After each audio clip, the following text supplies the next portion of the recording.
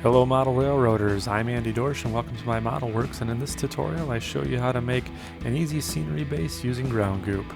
We're going to transform the plywood and foam Pacific that you see here in front of you into a scene that will have some nice scenery base to it and will be ready to accept foam and foliage. It's easy and it takes 3 ingredients. All you need to make Ground Goop is water, latex paint, and celluclay. And to get started, we'll just get a bucket and dump in some celluclay. This is not a scientific process. I just use a handful here.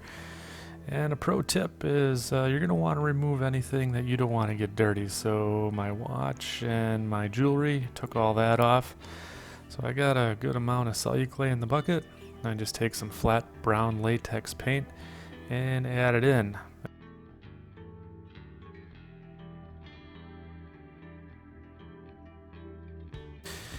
And now we're going to stir it all together. So just like mixing cake batter, we're going to go ahead and add a little water to keep the dust down and to make the consistency a little looser. It's kind of tightening up there pretty quick. So we'll mix it all together. And the goal is here that we want all the gray gone and all the paint infused with the celluclay. So here we got a nice mixture and we're ready to apply it to the module. So applying the scenery base is pretty simple. I just take a paint knife here and grab some and spread it across the module.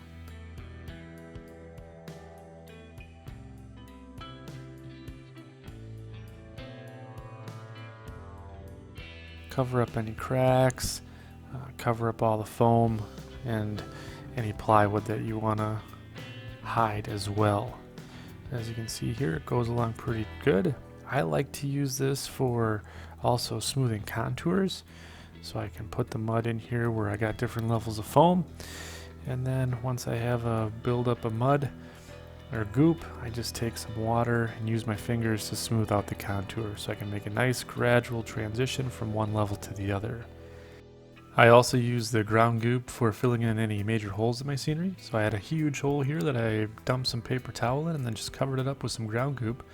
And as you can see, it makes pretty quick work of any major gaps I have in my scenery. I also like to use it for filling in between the tracks to bring the roadbed up, so I'm not using tons and tons of cork. Again, simple process, spread it out, bring it to the level that you want. I'm using the roadbed as kind of a grade here.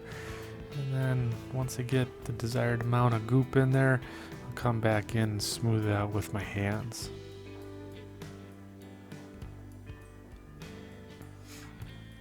You can also use the Ground Goop to cover a large space.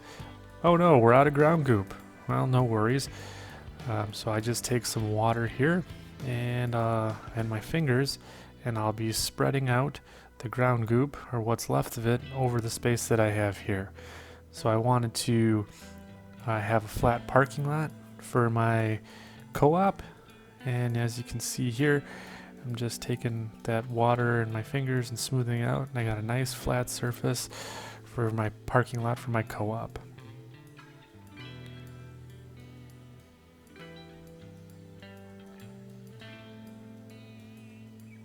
So the last step here is we're going to add some Marshline Mud or texture to the wet Ground Goop. So I take my clay that I dug out of the backyard and dried and sifted it to a fine consistency, and I just add it and sprinkle it in where I want it. So I got pretty much the module covered everywhere where I want the Marshline Mud, and you can see it's a totally different looking piece of work now.